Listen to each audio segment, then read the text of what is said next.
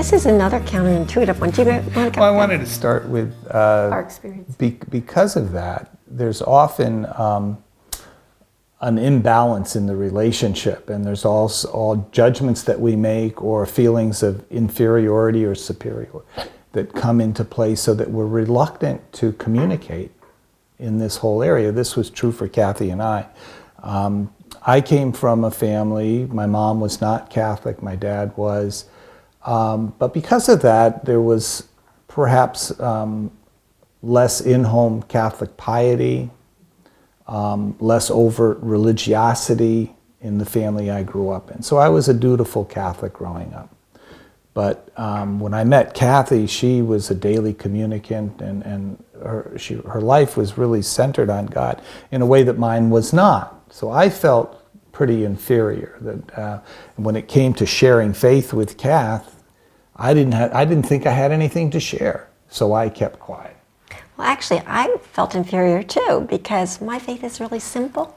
And Ronnie's a brilliant man with 2 advanced degrees from MIT. I thought he'd laugh at my simple faith, so I didn't talk either. So this happens a lot in couples. Yeah. It's an area that's difficult. We're taught not to talk about religion, politics, right? And we hide it, but it's so central and forms our worldview, even if you don't think you're religious, okay? Whatever your notion of God or the transcendent is will drive your behavior. What I wanted to share was, though, we had an experience where we were at a conference for marriage educate. Well, it was a secular conference, and it was therapists, researchers, and marriage educators. About 1,500 people at the banquet dinner at the end when they announced the latest, findings from a multivariate study from out of Creighton on top 3 indicators for success in marriage, okay? And everyone in that room thought they were going to say communication, communication, communication. And the top 3 indicators were few religious differences, shared religious practices, and approval of the family, which is often linked to religious identity. And there was a collective gasp in the room, right? But, we looked at each other and said, duh, absolutely, because if you can't share something that is so deep inside of you with someone you love so much, the relationship is doomed to superficiality, okay?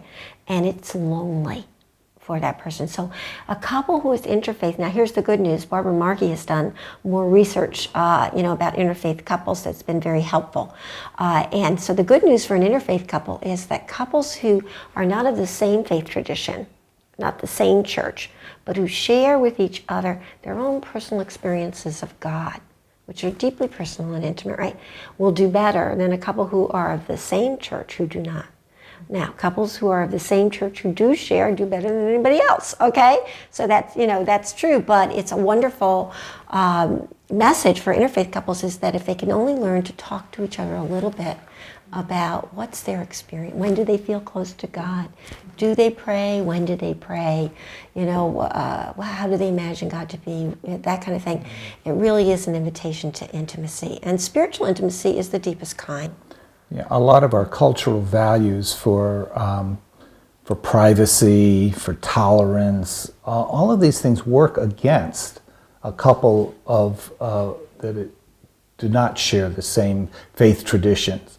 It works against, because we kind of leave that, we compartmentalize it, we leave it, and we don't go in that room, okay? And we kind of get along in spite of the fact that we're different.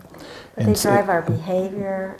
And what we miss out on is the incredible power and bonding and closeness that we can experience if we're just willing to share with each other our, how God is present and moving in our life. Whether or not we are experiencing the same way, in fact, whether we're from the same faith tradition or not, we're going to experience God in different ways because we're different people.